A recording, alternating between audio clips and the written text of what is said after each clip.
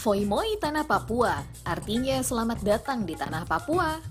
Siapapun pasti setuju ya kalau alam Papua itu begitu eksotis dan menawan. Budaya unik hingga kulinernya tersimpan di pulau ujung timur negeri ini.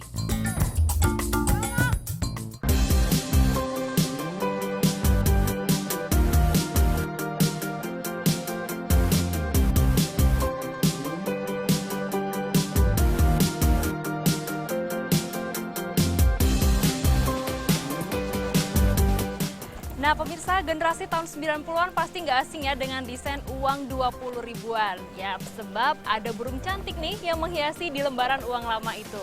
Dan pemirsa dulu sekarang kali ini akan bahas tentang serba-serbi negeri di paling timur Indonesia ini. Kira-kira apa yang berubah dari dulu sampai sekarang? Ini dia liputannya.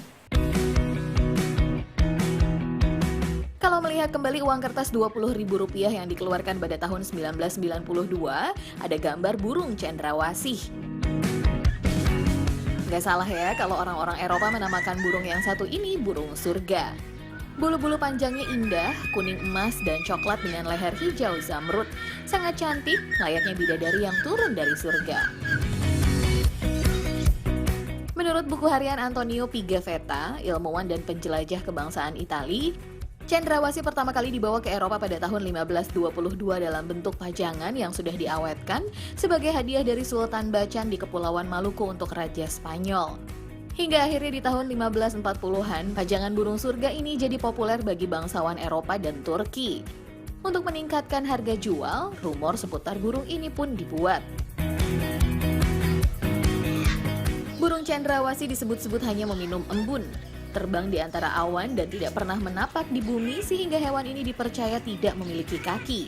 Apalagi para pedagang memang mengawetkan burung cendrawasih dengan cara memotong kaki dan sayap burung sehingga orang Eropa percaya bahwa burung ini tidak punya kaki. Makanya spesies burung cendrawasih diberi nama Paradisaea apoda alias burung dari surga yang tak punya kaki. Ada-ada saja ya.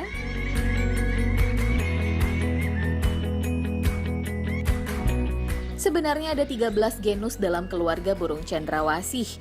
Namun yang paling terkenal berasal dari genus Paradisaea, yaitu spesies cendrawasih kuning besar yang ada di lembar uang 20.000. Namun sayang, kecantikan burung surga ini justru jadi bumerang bagi kelangsungan hidupnya. Selain habitatnya yang semakin berkurang akibat pembalakan liar, lambannya proses reproduksi membuat burung ini di ujung kepunahan.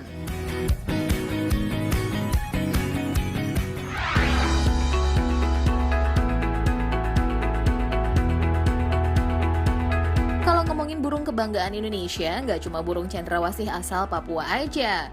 Sama-sama populer dan sama-sama sering nampang di uang rupiah. Ayo, ada yang tahu apa?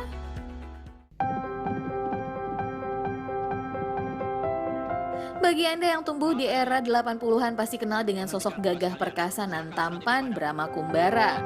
Drama silat kolosal yang berawal dari sandiwara radio ini seketika membuat takjub para penggemarnya saat pertama kali diangkat ke layar lebar tahun 1987.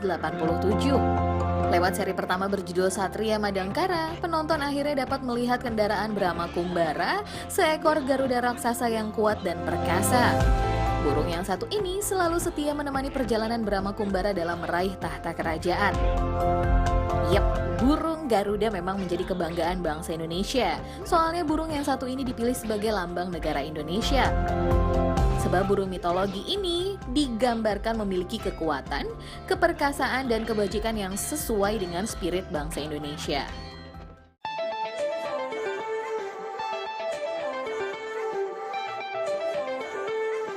Burung Garuda adalah makhluk mitologis yang digambarkan bertubuh emas, memiliki paruh dan sayap mirip elang, tetapi memiliki tubuh seperti manusia. Ukurannya sangat besar sehingga dapat menghalangi matahari. Dalam kepercayaan Hindu, Garuda merupakan wahana atau kendaraan Dewa Wisnu. Dalam relief Candi Prambanan, terekam kisah heroik Garuda yang menyelamatkan Dewi Sinta dari cengkeraman Rahwana. Kegagahan sosok Dewa Wisnu dan burung Garudanya pun bisa kita lihat di Taman Budaya Garuda Wisnu Kencana di Kota Bali. Garuda Wisnu Kencana sendiri berarti burung Garuda kendaraan Dewa Wisnu. Makanya di sini kita bisa melihat mahakarya Inyoman Nuwarta lewat ukiran raksasa Dewa Wisnu dan burung Garuda yang gagah. Katanya nih, saat patung-patung ini selesai diukir dan disatukan, Indonesia akan memiliki patung tertinggi di dunia. Wih wih.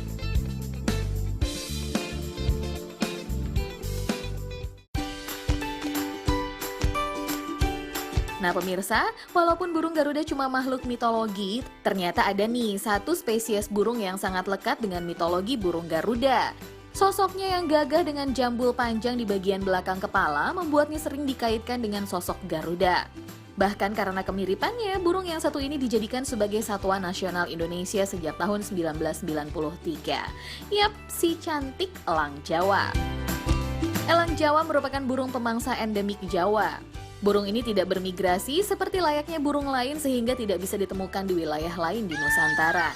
Namun sayang, menyandang status sebagai satwa nasional tak menjamin keberlangsungan hidup burung yang satu ini. Menjadi sasaran perburuan dan perdagangan ilegal, satwa indah ini terancam punah.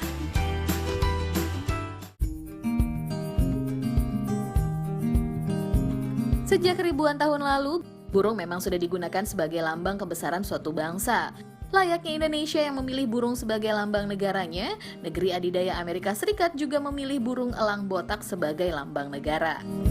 Elang sendiri merupakan simbol dari kebebasan karena daya jelajahnya yang tinggi dan kemampuannya untuk menerkam mangsa. Tapi ada yang menyangka nggak sih kalau ternyata burung yang satu inilah yang menjadi inspirasi terciptanya pesawat terbang?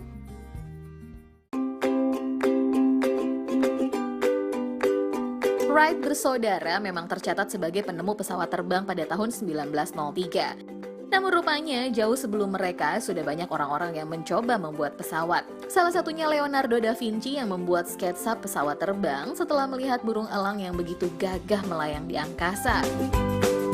Sketsa ini ia tuangkan dalam buku catatan setebal 7.000 halaman.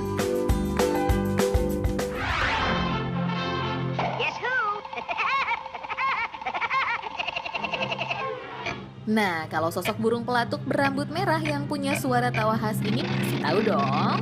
Siapa kira kalau ternyata helm untuk berkendara yang biasa kita pakai terinspirasi dari sosoknya. Burung pelatuk dapat melubangi pohon mencapai kecepatan 40 km per jam tanpa mengalami geger otak sama sekali. Padahal kegiatan ini sama halnya dengan seseorang yang memukul paku ke tembok dengan kepalanya langsung. Nah, ternyata keistimewaannya ini terletak pada susunan paruh dan konstruksi kepalanya yang menjadi inspirasi untuk membuat helm agar dapat mencegah benturan langsung dan melindungi kepala pengguna kendaraan bermotor.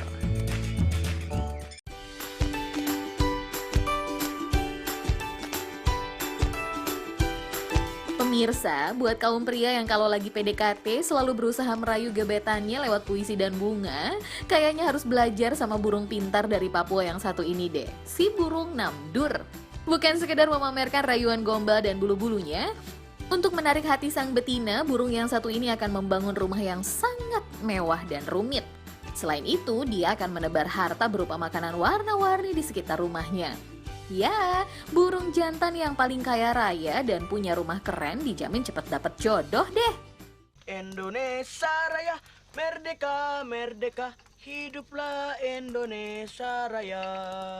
Indonesia, Bapak. Tak hanya satuannya, keindahan alam Papua dan keunikan budayanya juga tak ada duanya. Beberapa di antaranya bisa kita saksikan dalam film Denia Senandung di Atas Awan. Halo, saya mau tanya, Dinas bilang sekolah jauh pakai seragam sekolah kah? Lokasi syuting sepenuhnya dilakukan di Papua. Lokasi perkampungan Denia sendiri mengambil kawasan pegunungan Wamena yang memang masih hidup secara tradisional. Cita-cita, takkan harapanku tak akan. Bapak guru bilang tugas kami belajar, dan tugas dia mengajar. Kalau berkunjung ke Wamena, kita masih menemukan rumah-rumah tradisional khas Papua bernama Honai ini. Setinggi 2,5 meter, bentuk rumahnya melingkar, hanya memiliki satu pintu dan tidak berjendela. Desain bulat ini ternyata ampuh untuk menghindari cuaca dingin saat angin kencang. Mau tanggung jawab. Satu scene yang paling menarik dalam film Denias yaitu tradisi berkabung yang kerap dilakukan oleh warga suku pedalaman di Papua. Upacara berkabung yang disebut Ikipalin ini digunakan untuk melambangkan kesedihan akibat kehilangan anggota keluarga.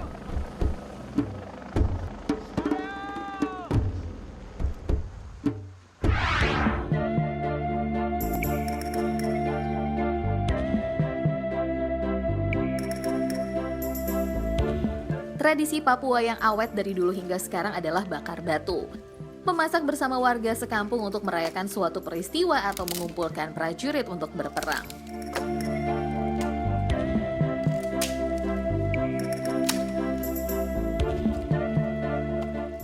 Sudah ini, buah merah. Ada buahnya? Ada buah, satu pohon 5 buah. Oh, matang semua? Sudah masak semua ini. Oke, baiklah. Dalam upacara bakar batu, ada nih buah khas Papua yang tidak boleh ketinggalan, si buah merah. Buah ini dinamakan kuansu, termasuk dalam keluarga pandan-pandanan. Itu sebabnya akar-akarnya menuju tanah secara perlahan-lahan. Kamu lihat nanti. Iya, yang penting kamu lihat. Karena berduri, memanennya harus menggunakan jolok panjang ini. Beratnya mencapai 2 kg lebih.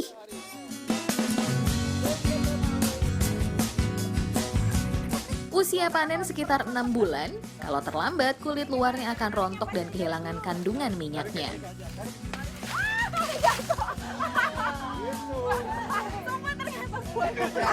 Buah merah itu bagus.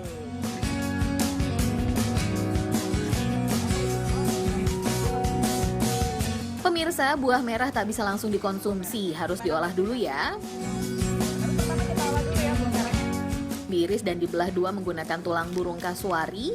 Kulit luarnya sangat keras, hanya bisa ditembus dengan tulang dan kayu. Kok gampang bener sih? Ini berapa lama direbus? Ini direbus. Bentar. Buah merah yang sudah direbus akan diperas harinya sebagai campuran sayur-sayuran. Selagi berada di tanah Papua dan bertemu dengan buah merah, rasanya nggak komplit ya kalau tidak menjajal tradisi bakar batu yang sudah terkenal seantero negeri ini.